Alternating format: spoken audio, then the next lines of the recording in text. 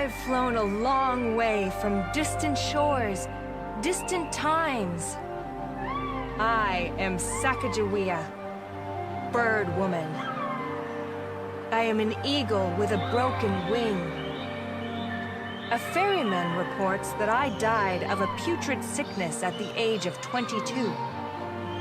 My people, the Shoshone, knew me to a ripe old age of 96, dying on April 9th, 1884.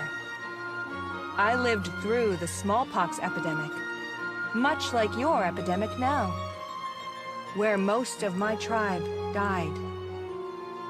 I am asking you to judge for yourself. After you hear me out, ask yourself, do you believe my Shoshone version of events? Or some ferryman's journal? Which do you believe?